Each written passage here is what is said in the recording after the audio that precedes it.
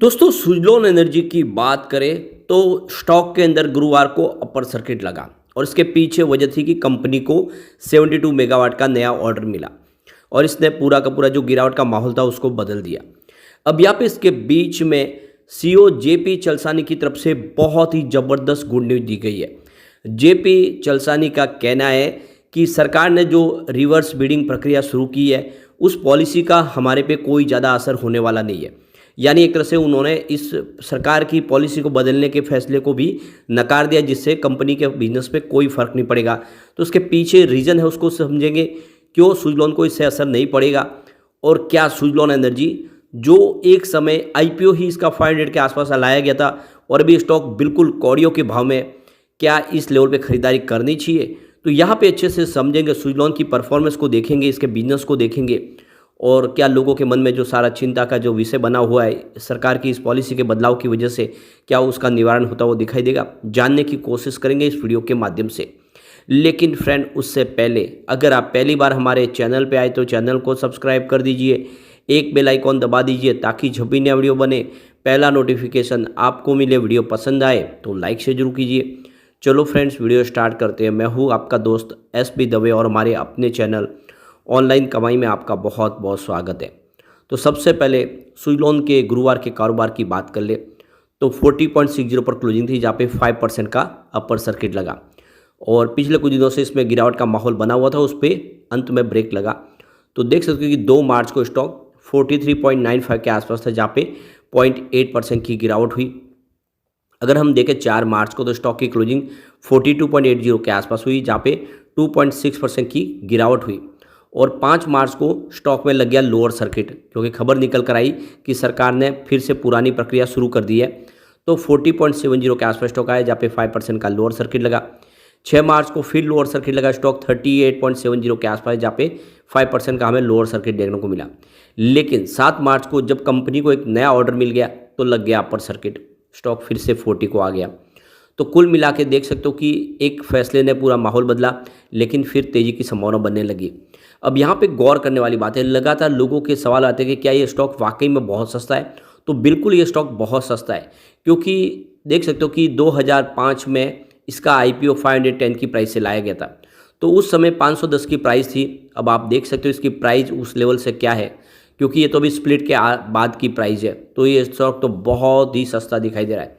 तो ये 500 के आसपास की प्राइस थी, फिर ये प्राइस बढ़ती गई और आप देख सकते हो कि बाद में इसको 2008 में स्प्लिट कर दिया गया। जो फेस वैल्यू इसकी 10 रुपीज़ थी उसको बदल के 2 रुपये की फेस वैल्यू की गई।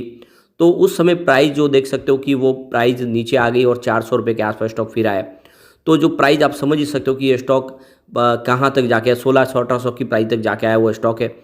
और ऐसे में अब आप देख सकते हो कि ये स्टॉक जिसका आईपीओ ही 500 के ऊपर लाया गया था और इस समय जो प्राइस इसकी है 40 रुपये के आसपास है, तो बिल्कुल आप ये समझ ही सकते हो कि यह अंडर वैल्यू स्टॉक है। क्योंकि 2008 में सेंसेक्स हमारा 15,000 पॉइंट के आसपास था, इस समय 74,000 पॉइंट का हमारा बीएसई सेंसेक्स का इस समय आपको दिखाई देगा। तो कुल मिला के ये स्टॉक वाकई में बहुत ज़्यादा अंडर वैल्यू है। अब जैसे कि सरकार ने फैसला किया कि सरकार फिर से रिवर्स नीलामी प्रक्रिया को शुरू करने जा रहे हैं और इसके लिए इन्होंने सरकारी कंपनियों को लेटर भी भेज दिया है। तो ये इसके पीछे वजह बताई गई कि एक तो अंडर सब्सक्रिप्शन हो रहे थे और जो इसका जो टैरिफ था वो टैरिफ काफ़ी ज़्यादा हाई जा रहा था और सरकार टैरिफ नीचे लाना चाहती थी और इसके लिए सरकार फिर से रिवर्स नीलामी प्रक्रिया को शुरू करने की कोशिश कर रहे। तो 2023 में ही इस नई प्रक्रिया को शुरू किया गया था, जिसमें 2 भागों में बंद बोलियां मंगाई जाती थी और उससे इस सेक्टर को एक बहुत बड़ा बूस्ट मिला, तेज़ी के साथ में कारोबार बढ़ने लगा। लेकिन आप देख सकते हो कि सरकार ने जो पॉलिसी बदला उसका असर कुछ निगेटिव है। लेकिन जेएम फाइनेंशियल का कहना है कि 10 गीगावाट के सालाना मार्केट साइज वाले बिजनेस को देखकर इसमें कोई ज़्यादा असर नहीं पड़ेगा सरकार के इस फैसले का भी। अब इसके बीच में सुजलॉन एनर्जी के सीईओ जेपी चलसानी की तरफ से बड़ा बयान निकल कर आया। उनका कहना है कि सरकार की इस फैसले का सुजलॉन के बिजनेस पे कोई असर नहीं पड़ेगा। ये बहुत बड़ी एक खबर दी है उन्होंने। तो उनका कहना है कि इस समय हमारे पास 5 से 6 साल की ऑर्डर बुक है, यानी आने वाले समय में हमारे पाइपलाइन में इतने ऑर्डर कि हम उसको कंप्लीट करने में 5 से 6 साल लग जाएंगे, यानी 2030 आ जाएगा। आप क्लियरली समझ सकते हो उस समय तक तो एक बहुत बड़ा रिवॉल्यूशन आने वाला, 5-6 साल का पीरियड बहुत बड़ा हो जाता है। तो आने वाले 5-6 साल तक सुजलॉन को किसी प्रकार की कोई चिंता की बात नहीं है, ये क्लियरली जेपी चलसानी का कहना है। तो यहाँ पे देखिए इस समय करीब 15 गीगावाट के जो है जो प्रोजेक्ट है जो हमारे अभी कंप्लीट होने की तैयारी में आगे, और करीब 27 गीगावाट की जो है अंडर डिस्कशन है, जो आने वाले समय हमें मिलते हुए दिखाई देंगे। तो कुल मिला के बहुत सारे प्रोजेक्ट है जो कंपनी आने वाले समय कंप्लीट करेगी। तो जेपी चलसानी का कहना है कि बहुत सारे ऑर्डर है जो इस समय आने वाले समय हमारे कंप्लीट हो गए, हमारे कंपनियों के साथ में ऑलरेडी हमारे टाइप हो चुके हैं, उनकी तरफ से हमको ऑर्डर मिल चुके हैं, वो पाइपलाइन में है और आने वाले समय हम उन ऑर्डर को कंप्लीट करेंगे। तो एक तरह से उन्होंने बोल दिया कि 5 से 6 साल के लिए हमें कोई टेंशन की बात नहीं है, हमें नए ऑर्डर की भी जरूरत नहीं है। तो कुल मिला के से इतने सारे इनके पास ऑर्डर है कि जिसको वो आराम से पूरा करने में 5 से 6 साल लग जाएंगे। यानी सुजलॉन के लिए तो इस समय कोई चिंता की बात नहीं है, जो डर था वो सारा खत्म होता हुआ दिखाई दे रहा है इस समय। तो ये बहुत बड़ी राहत भरी खबर है सुजलॉन के लिए। एक और अच्छी जो गुड न्यूज़ निकल कर आई है, जिसको ऑलरेडी हमने डिस्कस भी किया पिछले वीडियो में, कि फरवरी महीने में म्यूचुअल फंड ने होल्डिंग को बढ़ा दिया है। यानी म्यूचुअल फंड ने निवेश अपना बढ़ा दिया है। करीब 18 नए म्यूचुअल फंड ने सुजलॉन एनर्जी में निवेश कर लिया है। सिर्फ 6 म्यूचुअल फंड ने यहाँ पे अपनी होल्डिंग को बेचा है। तो जो परिपाटी चल रही थी कि प्रॉफिट बुकिंग हो रही थी, उस पर ब्रेक लग चुका है।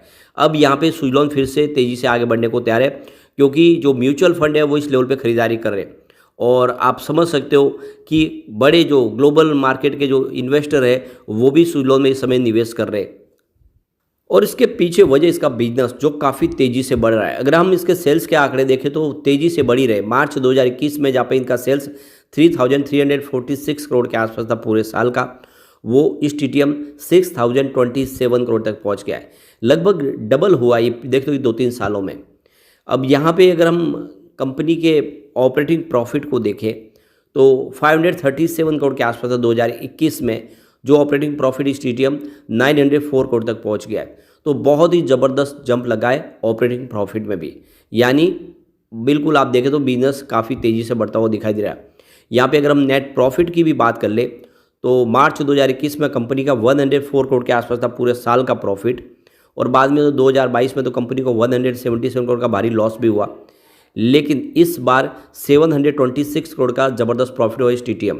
अब पिछले साल देखें मार्च 2023 में आपको ये जो प्रॉफिट है वो 2887 करोड़ के आसपास दिखाई देगा, लेकिन ये एक्चुअल में प्रॉफिट नहीं है, ये अदर इनकम से आया है। 2739 करोड़ की अदर इनकम मिली है, जो पुराना आउटस्टैंडिंग कंपनी का जो होगा वो बकाया इनको मिला और इस वजह से ये प्रॉफिट का आंकड़ा दिख रहा है। बाकी ओवरऑल देखें तो प्रॉफिट इस समय काफ़ी शानदार है। EPS भी ज़बरदस्त बढ़ा है, 0.10 रुपीज़ के आसपास था 2021 में, जो 0.53 रुपये तक आ गया है। तो आप देख ही सकते हो कि बहुत ही शानदार प्रदर्शन कर रहा है सुजलॉन। और जैसे कि अब जेपी चलसानी ने चिंता दूर कर दी है, उनके हिसाब से आने वाले 5-6 सालों तक कोई भी काम की कमी नहीं है। नए ऑर्डर न भी मिले तो भी कंपनी उसको प्रोजेक्ट को कंप्लीट कर सकती है। तो पाइपलाइन में बहुत सारे ऑर्डर है और इसने एक माहौल बदल दिया है, और सुजलॉन में आपको बिना डरे निवेश को बनाए रखना है। अब एक बार हम इसके पिवट लेवल को भी चेक कर लेते हैं। तो यहाँ से अगर गिरावट हो जाती है तो 41.33 का पहला सपोर्ट है, ये सपोर्ट टूटता है तो स्टॉक 38.72 तक जाएगा। और एक बार 38 के लेवल पे आएगा तो थोड़ी गिरावट और हो सकती है। तो तीसरा जो सपोर्ट है वो 36.38 का है। ये तभी पॉसिबल है जब बाजार में गिरावट का माहौल बने, वरना इतना स्टॉक के नीचे आने की संभावना नहीं दिख रही है।